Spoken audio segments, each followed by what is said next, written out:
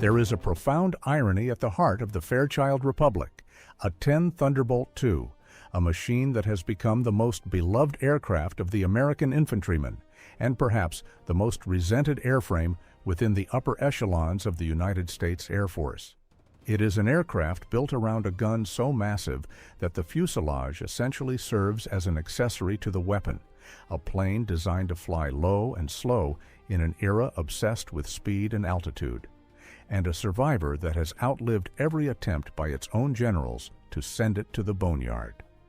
To the troops on the ground, the distinctive rasping brrrt of its 30mm cannon is the sound of salvation. To the strategists planning for a high-tech war against near-peer adversaries, it is a dangerous anachronism, a slow-moving target in a sky filled with advanced surface-to-air missiles. This tension between the gritty reality of close air support and the polished dream of high-altitude dominance defines the existence of the Warthog. It is a flying contradiction, ugly, slow, and technologically simple, yet it possesses a battlefield charisma that no stealth fighter can match. Understanding the A-10 requires looking past the memes and the mythology to see a piece of engineering that is as brilliant as it is brutal, a masterclass in survivability that forced the Air Force to confront the messy, bloody business of mud moving. The story of the A-10 begins not with a technological breakthrough, but with a failure of doctrine. In the 1960s, the United States Air Force was falling in love with the missile age. They believed that future wars would be fought with supersonic jets firing guided missiles from beyond visual range. Close air support, the dangerous, unglamorous job of killing tanks and infantry in direct proximity to friendly forces, was considered an afterthought, a mission to be handled by obsolete fighters or fast jets that were ill-suited for the task. But the jungles of Vietnam proved that speed was a liability when trying to find a target under a jungle canopy, and the plains of Europe threatened to be overrun by a Soviet armored onslaught that NATO tactical nukes might not stop. The Army demanded a specialized tank killer, and they threatened to build it themselves, using attack helicopters if the Air Force didn't step up. Reluctantly, almost resentfully, the Air Force issued a requirement for the AX program. They didn't want a prettified fighter, they wanted a flying tank. The requirements were specific and demanding. It had to carry a massive payload, loiter for hours, survive heavy ground fire, and operate from rough forward airfields. If detailed technical breakdowns of aviation design and strategy interest you, subscribe. I have got more of these coming. The design that emerged from Fairchild Republic was a triumph of function over form. It was officially named the Thunderbolt II, honoring the rugged P-47 of World War II, but everyone, from the pilots to the mechanics, called it the Warthog. It was an aesthetic disaster and an engineering marvel. The most striking feature, of course, is the weapon it was built to carry, the General Electric GAU-8 Avenger. This is not just a gun attached to a plane, it is a hydraulically driven, 7-barreled rotary cannon that is the size of a Volkswagen Beetle. The entire aircraft was effectively designed around this single weapon system. The nose landing gear had to be offset to the right, just to accommodate the massive barrel assembly and the ammunition drum, which sits deep in the fuselage directly under the center of gravity. When the gun fires, the recoil force is so significant, nearly 10,000 pounds of force, that if it were mounted off-center, the torque would yaw the aircraft off target. As it is, the firing barrel is aligned perfectly with the aircraft's center line, ensuring that the stream of depleted uranium shells goes exactly where the pilot is aiming. The GAU-8 is a terrifying piece of machinery. It fires 30mm rounds, milk bottles made of dense metal, at a rate of 3,900 rounds per minute. The sound it makes is unique in the aviation world. Because the bullets travel faster than the speed of sound, the soldiers on the ground hear the impact of the rounds, a cracking, chaotic destruction, before they hear the gun itself. The famous brrrt noise is the sound of the cannon firing, arriving seconds later. For a Soviet tank commander in a T-62 or T-72 sitting in the Fulda Gap, this was the sound of inevitable death. The shells were designed to punch through the top armor of main battle tanks, turning the interior into a spalling nightmare. Crucially, the ammunition feed system is double-ended to help manage the aircraft's center of gravity. As rounds are fired from the magazine, used cases are returned to the drum rather than being ejected overboard. This ensures that the weight distribution remains relatively constant even after expending hundreds of pounds of ammunition, preventing the trim changes that would occur if the weight just fell away. The pilots can select different firing rates, though the lower rate was eventually removed to simplify the system, leaving the gun fixed at high rate. The standard combat mix of ammunition is typically one high-explosive incendiary round for every 5 armor-piercing incendiary rounds. This combat mix ensures that the target is both perforated by the kinetic penetrators and ravaged by the explosive effects of the HEI, creating a catastrophic kill on soft and hard targets alike. But mounting such a violent weapon on an aircraft presented immense technical challenges. The exhaust gas from the gun is oxygen-free, and early tests showed that if this gas were ingested by the engines, it could choke them, causing a flameout. This necessitated the A-10's distinctive engine placement and special aerodynamic deflectors to keep the gun gas away from the intakes. The engineers also had to solve the problem of the engines suffocating on gun gas. They developed a unique relight system. When the trigger is pulled, a continuous ignition circuit in the engines is energized. If the oxygen-depleted gas from the gun causes a momentary flameout, the igniters immediately relight the fuel, keeping the engine running almost seamlessly. It is a brute force solution to a physics problem. If you can't stop the engine from choking, make sure it wakes up immediately. This system is so robust that pilots often don't even notice the interruption in thrust, only the vibration of the gun. The engines themselves are another critical aspect of the A-10's survivability and performance. The 2 General Electric TF-34 turbofans are mounted in nacelles on pylons above the rear fuselage. This placement looks odd, but it is a stroke of genius for a close air support aircraft.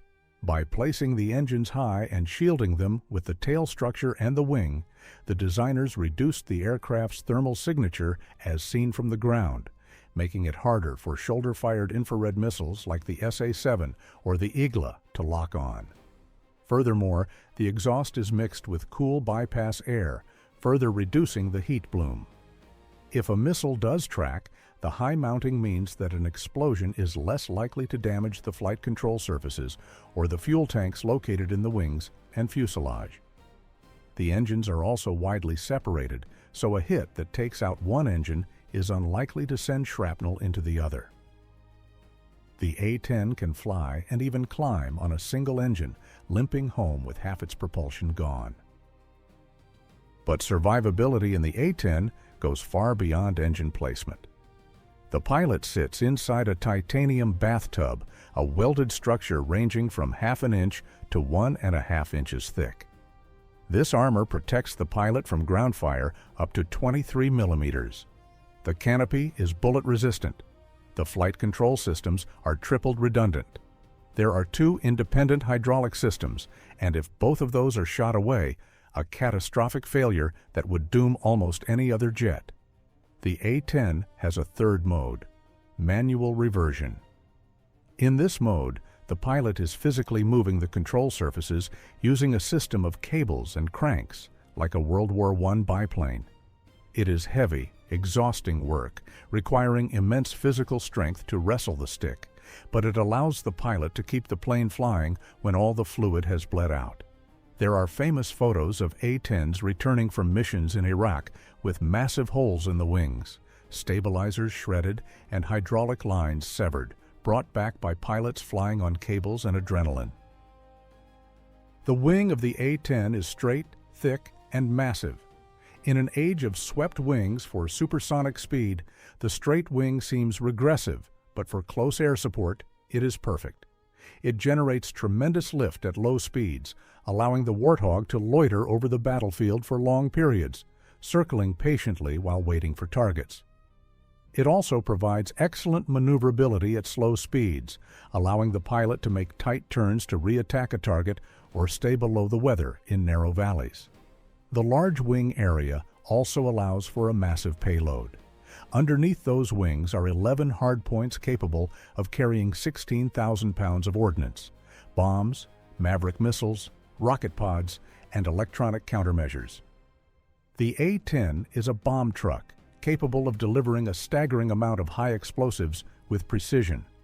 The wing structure itself is incredibly robust, designed with multiple spars so that it can sustain significant battle damage without failing structurally.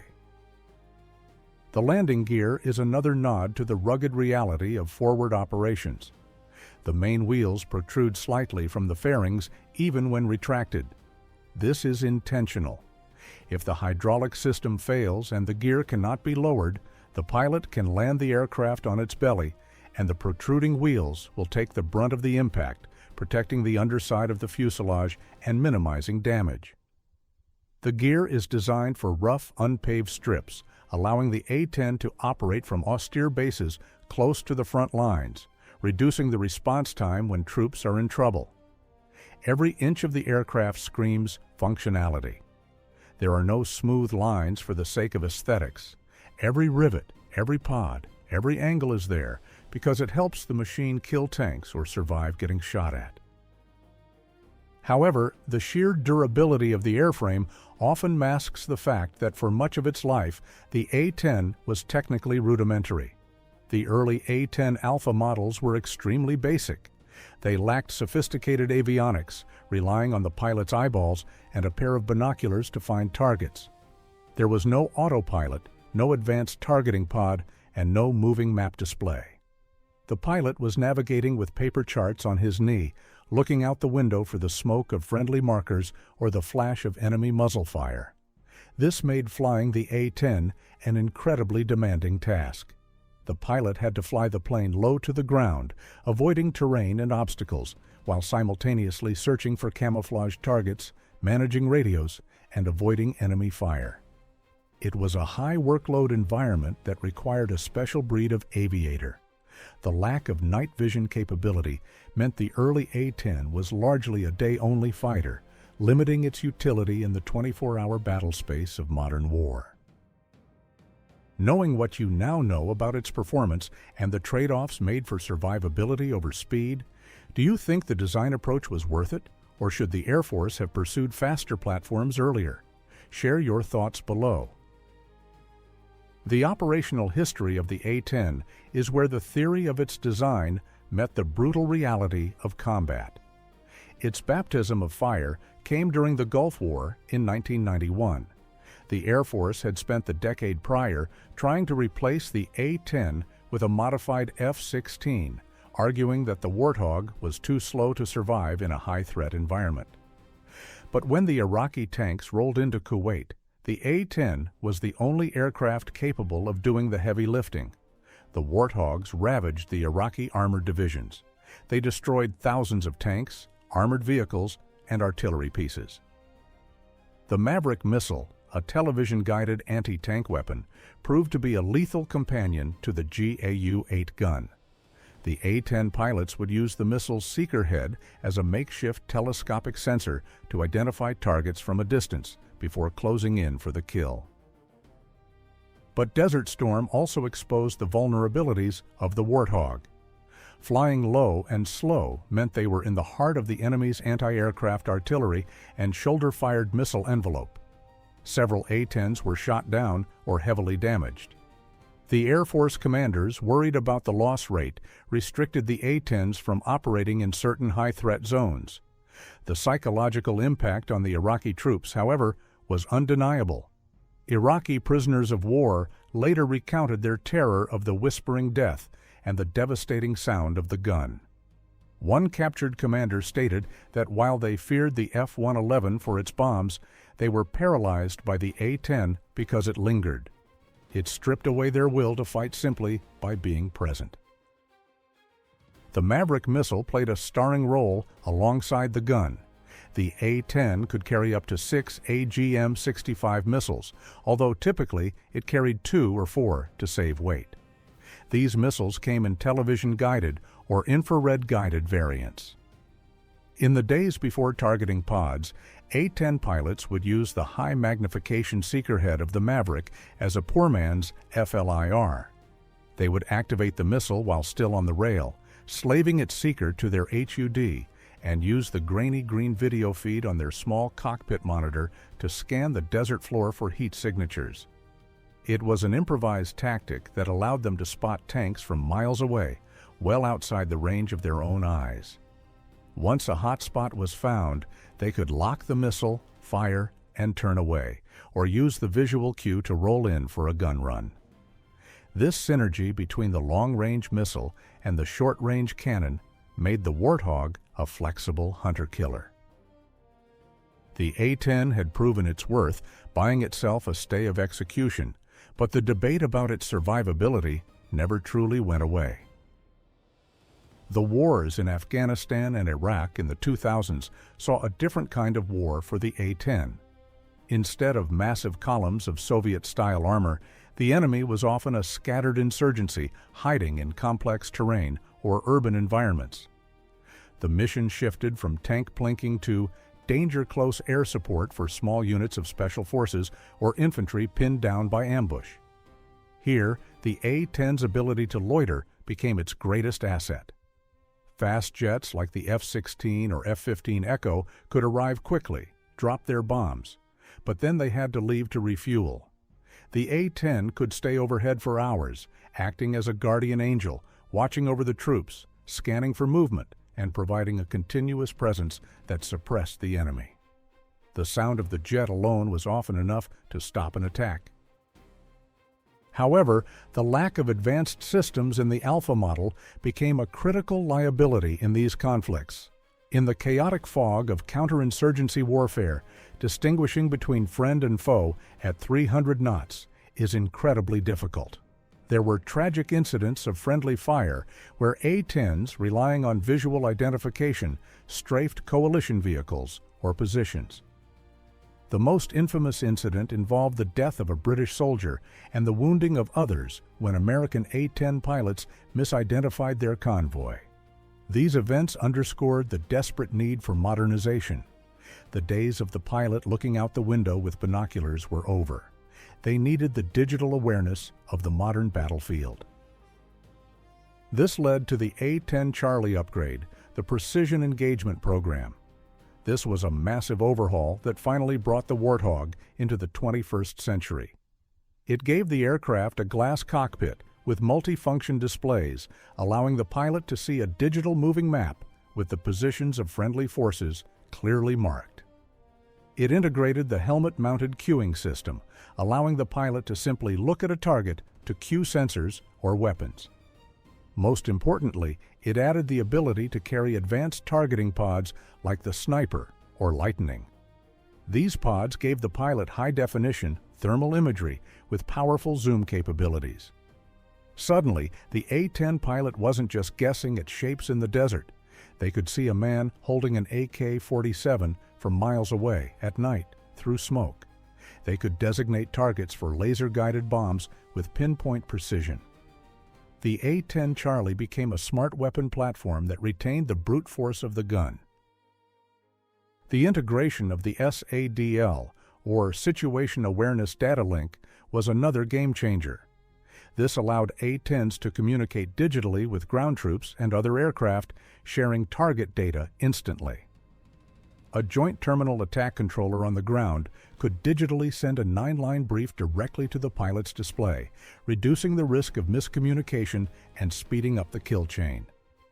The A-10 had evolved from a blunt instrument into a precision surgical tool, but it still retained its sledgehammer.